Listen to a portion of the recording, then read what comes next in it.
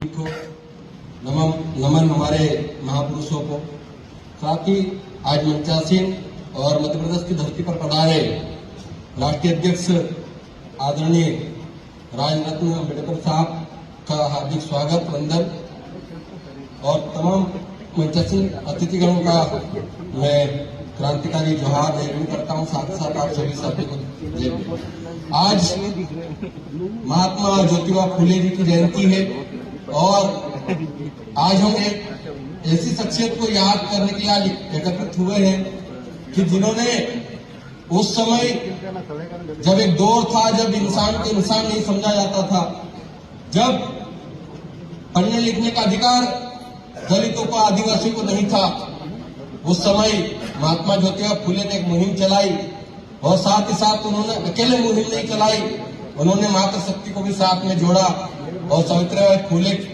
जी को भी साथ में रखकर पहला बालिका स्कूल संचालित किया और आज हम लोग पढ़ लिखकर आगे बढ़ रहे हैं। ऐसी शख्सियत को बारंबार नमन। और आज साथ ही एक और ऐसे क्रांतिकारी जो 1857 की क्रांति में बहुत अहम योगदान दिए, एक आदिवासी क्रांतिकारी ख्वाजा नायक, उनके आज शहादत दिवस है, उनको भी नमन। क्योंकि हमारे देश में चाहे वो दलित हो चाहे आदिवासी हो, अनेकों क्रांतिकारी हुए लेकिन वो गुमनामी की जिंदगी जीते रहे, उनको याद नहीं किया जाता था।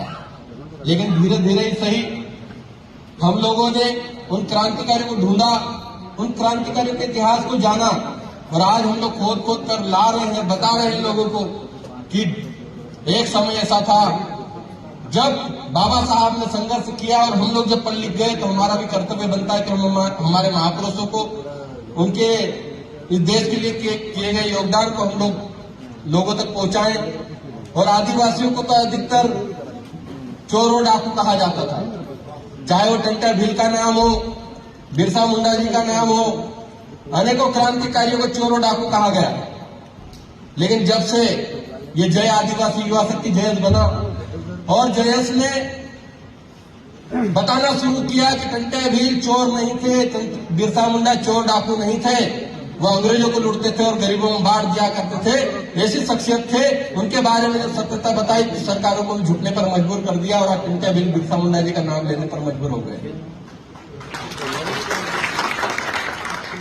लगभग 15 वर्षों से इस जयंस की विचारधारा को हुए हैं और हम लोग लगातार,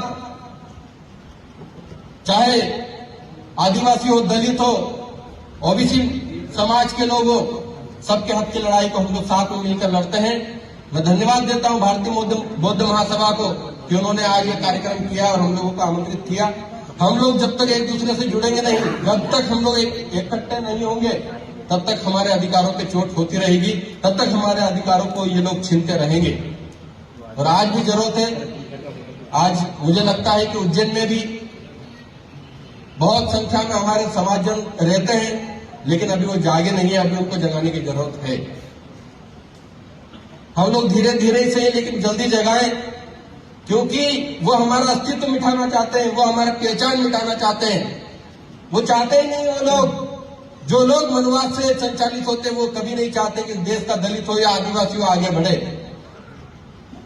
अगर कोई दलित आदिवासी आईएएस बन जाता, आईपीएस बन जाता है, आप सब भी जानते हैं कितने लोग कलेक्टर ही कर पाते हैं। सभी लोगों को मंत्रालय में बाबू बनाकर बिठा दिया जाता है। हमारे युवा जो बेरोजगार है वो भी बेरोजगारी के दर से जलते जलते उनकी उम्र बीत जाती है।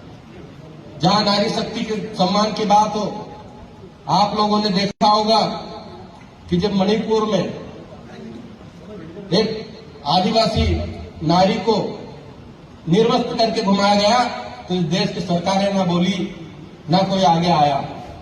लड़ने के लिए अगर हम लोग आगे आते हैं तो हमको नक्सली कह दिया जाता है, माओवादी कह दिया जाता है।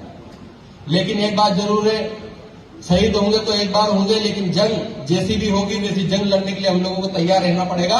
और अब हम लोग तो पहले तीर कमान की लड़ाई लड़ते थे, लेकिन बाबा साहब के दिए हुए संविधान ने हम लोगों को भी सिखाया और हम लोगों ने भी लोगों को बताया कि आप तीर कमान के बजाय कलम और कागज की लड़ाई लड़ना शुरू कर दीजिए, ताकि हम अपने हक अधिकारों को संवैधानिक तरीके से हम लोग ले पाए। और संवैधानिक लड़ाई हम लोग लड़ रहे हैं। मैं पुनः आप सभी को बहुत बहुत बधाई देता हूं, धन्यवाद करता हूं और मुख्य अतिथियों का स्वागत। जय भीम, जय जवाहर, नमो बुद्धाय।